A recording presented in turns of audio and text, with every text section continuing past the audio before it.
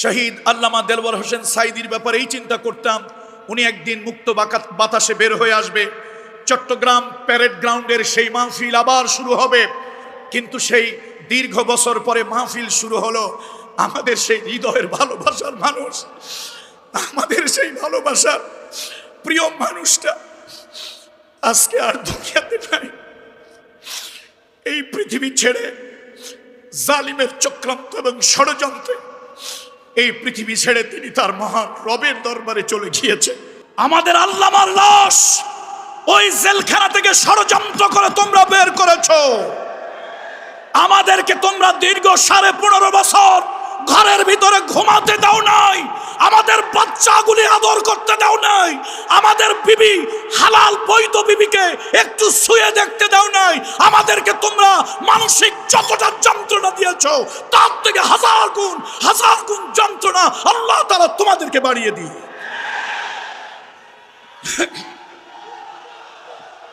আমরা দুর্বল হই নাই, আমাদের দুর্বলতা আল্লাহর ভয়ে, আমাদের দুর্বলতা আল্লাহর ভয়ে, আমাদের দুর্বলতা আল্লাহর ভয়ে। কোন জালিমের অস্ত্র দেখে ভয় পাই না।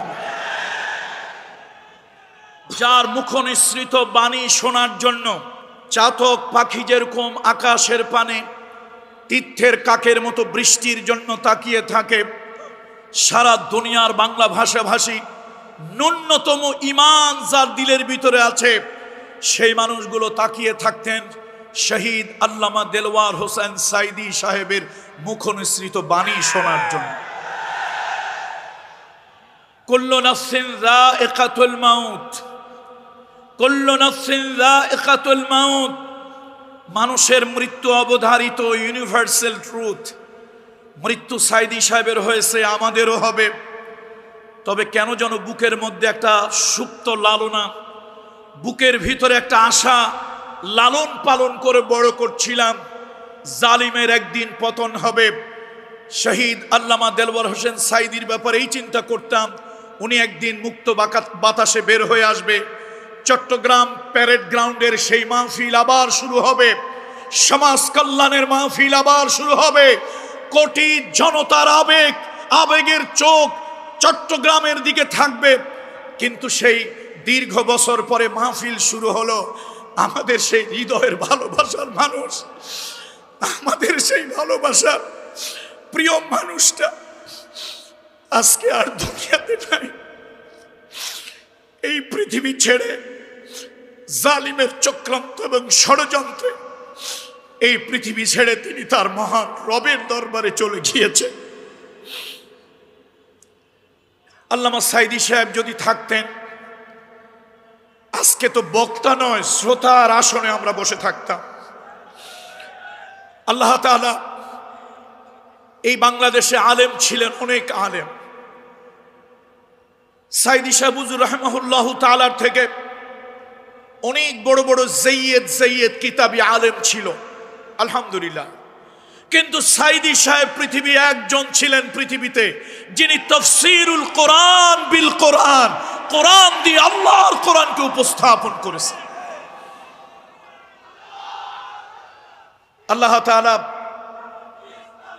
তাআলা তাফসীরের যেই নতুন ধারা তিনি জাতির সামনে উপস্থাপন করে আমাদের মতো ছাত্রদেরকে যিনি শিক্ষা দিয়েছেন, আজকে তার ধারাবাহিকতায় আমরাও, আগের দিনে আমাদের মুরব্বীরা কোরআনের তাফসীর করতেন, বিভিন্ন শের আশআরগুলি পড়তেন।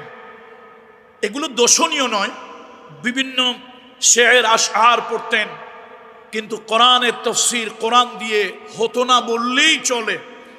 মরহুম সাইদি সাহেব এই সমাজ কল্যাণ পরিষদের মাহফিলে কোরআনুল কারীমের 1 রুকু 2 রুকুর ব্যাখ্যা করতে গিয়ে শত শত আয়াত ব্যাখ্যা হিসাবে নিয়ে আসতেন। সত্যি এটা ছিল একটা অনুকরণীয় বিষয়। আল্লাহ তাআলা সমাজ কল্যাণ পরিষদের যারা চলে গেছেন আপনার দরবারে, যারা এখনো বেঁচে আছেন, এই মাহফিলের আয়োজন করেছেন, মরহুম আল্লামা সাইদি সাহেব সহ জান্নাতের ভিতরে আমাদের মতো পাপী গুনাহগারদেরকে একটা তাফসীরের আয়োজন করে সেখানের শ্রোতা হওয়ার তৌফিক দান করুন। আল্লাহ তাআলা আমাদের সকলকে কবুল করুন।